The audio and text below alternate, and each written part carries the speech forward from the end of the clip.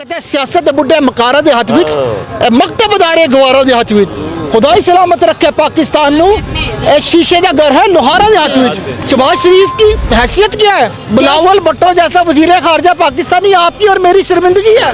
पाकिस्तान को ये ईरान, ये लीबिया, ये इराक, ये शाम बनाना चाहते हैं। इनकी भूल है ये इनको पता नहीं है इसने इन्होंने किस कौम को ललकारी है। कहते ना सर झुका के जिए ना मुँह छुपा के जिए, सितमगर की नजरों से नजरें मिला के जिए। इमरान खान का ऐसा सच्चा लीडर है जिसने हमें बोला है कि आज़ादी के साथ जियो, आज़ादी बहुत बड़ी चीज़ है। हज़रत अली रज़ी अल्लाह तआला फरमाते हैं अल्लाह ताला ने इंसान को आज़ाद पैदा किया, वो खुद गुलाम होता है। जिस दिन खुदा ना खास्ता अल्लाह ना करे इमरान खान के साथ कुछ होगा और वो वीडियो रिलीज होगी, जब वो वीडियो रिलीज होगी तो इस मुल्क में खाना जंगी शुरू हो जाएगी। नाज़रीन, इस वक्त हमारे साथ एक ऐसा शख्स मौजूद है जो यहाँ पर ज़मान पार्क में इंग्लैंड से हवाई जहाज से सफर करके यहाँ पर मौजूद है। इनसे जानते हैं कि आखिर ऐसा कौन सा जज्बा था जिन्हें यहाँ पर खैस लिया कि खान साहब से इतनी मोहब्बत है या फिर पाकिस्तान के लिए जान देने के लिए तैयार है। तो इनसे गुफ्तगू करते हैं, मेरे साथ रहेगा।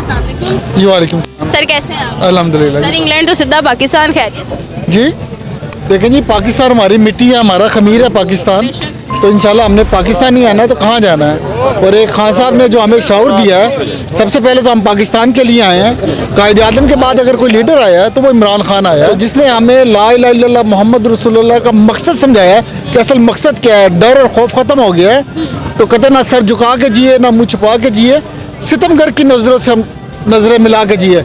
हम अगर 2 दिन कम जिए तो इसमें हैरत क्या, हम उनके साथ थे जो शम्मा जला के जिए। तो खान साहब ने जो शम्मा जलाई है, आज हम आए हुए हैं, हमारे दिलों से खौफ खत्म हो गया हुआ है, आज हम पाकिस्तान की खातिर आए हुए हैं। और सर, अभी जो सूरत हाल इतनी नाजुक चल रही है, डॉलर का रेट बढ़ता जा रहा है, पेट्रोलियम की जो मसनूआत है उसमें इजाफा होता जा रहा है, आखिर आप इसका जो है वो किसको जिम्मेदार ठहराना चाहेंगे? देखें जी, ये तमाम इसके पीछे इंटरनेशनल एस्टेब्लिशमेंट है।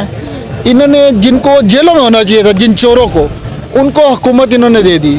जिन्होंने मॉडल टाउन के कत्ल किए हैं आज वो वज़ीर दाखिला बने हुए हैं, मैं सरेआम कहता हूँ। और इनके पास दूसरी कोई ऑप्शन नहीं है, या जेल है या जेल है, तो अगर बाहर अवाम में आएंगे तो अवाम इनको मार देगी। तो और अमेरिकन ने इस्तेमाल किया है रजीम के जो वो ताकतें जो पाकिस्तान को कमज़ोर करना चाहती हैं, करप्ट हुकूमतों को, जिनको जेल में होना चाहिए थे तो उनको हुकूमतों में लेके आके अपनी मन मंजरी के फैसले करवा रहे हैं। फैसले करवाने के बाद जिस तरह आपने देखा जितनी तेज़ी के साथ जनाब ये डॉलर बढ़ा है, पेट्रोल बढ़ा है। 150 रुपये का पेट्रोल इमरान खान की हुकूमत में लोगों को महंगा लगता था, लिफाफा सहाफ़ियों को महंगा लगता था। आज वो कहाँ पे है कि 272 का लीटर पेट्रोल हो गया हुआ है और आटे की शॉर्टेज है। कहाँ मर गया वो मीडिया, वो बकाऊ मीडिया, कहाँ हामिद मीर मर गया है। मैं अब किस का नाम लूँ जो है ना, तो इसलिए अब इनको जेल में होना चाहिए था, तो इनको हुकूमतें दे दी हैं। अब इन्होंने क्या करना है, इन्होंने सबसे पहले तो अपने मुकदमे क्लियर करवाए हैं, अपने पैसों को वाइट किया है, और जो इन पर मुकदमात थे अगर कोई और हुकूमत आती तो इंटरपोल को दे के मुल्क से बाहर इनके साथ जब्त कर दिए जाते थे। इन्होंने क्लीन चिट किया। अब ये लोग तो हलवा खाने के लिए आए हैं, जब खुदा ना खास्ता अल्लाह ना करे पाकिस्तान पर कोई बुरा वक्त आया तो ये मुल्क छोड़ के बाहर जाएंगे और अपने पैसों को ये लीगल कर लेंगे। और दूसरी बात ये है, इनको पता है अवाम का रद्द अमल क्या है। इनकी तमाम फैमिलीज़, इनके बिजनेसेस, इनके मफादात, इनका रहना, इनका सहना, इनका पढ़ना, इनकी बीमारी खुशी पाकिस्तान से बाहर है। कहता कीमत लगी तो काजियो मुख्तार बिक गया, एक खबर से निशान सरे बाजार बिक गया। सुबह शर्मसाज गवाही रहे मेरी, मैं लड़ रहा था और मेरा सलार बिक गया।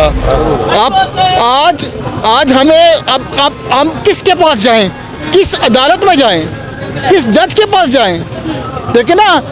देखें बड़ी बड़ी अस्करी क़यादत के लोग, इंडस्ट्रियल सियासतदान, ये लैंड माफिया बन गए हुए हैं, कब्जा ग्रुप बन गए हुए हैं। ये इनके मुफादात सारे करप्ट लोगों के मुफादात इकट्ठे हैं। अभी आपने कहा कि रंजिशें हैं, तो ये रंजिश कब तक चलती रहेगी? जो हक सच की बात करता है ना, आप अजल से उठा के देख लें। मुर्गे से पूछा कि तुझे लोग जिबा क्यों करते हैं, उसने कहा जी मैं सुबह सुबह लोगों को उठाता हूँ, उठा नमाज के लिए, इसलिए मुझे जिबा करते हैं। ये जाहिल लोग, ये तरखान लोहार, ये इन्होंने मुल्कों को संभाल लिया। शहबाज शरीफ की हैसियत क्या है? क्या उसकी क्वालिफिकेशन है? वो फैशन डिजाइनिंग की तरह कपड़े पहन के जेंट्स बोर्ड मान के आ जाता, कभी ये स्टाइल कर रहा है, कभी वो स्टाइल कर रहा है। शहबाज शरीफ अपनी तरफ से बड़ा लीडर बना हुआ है। बिलावल भुट्टो जैसा वजीर खारजा पाकिस्तानी आपकी और मेरी शर्मिंदगी है।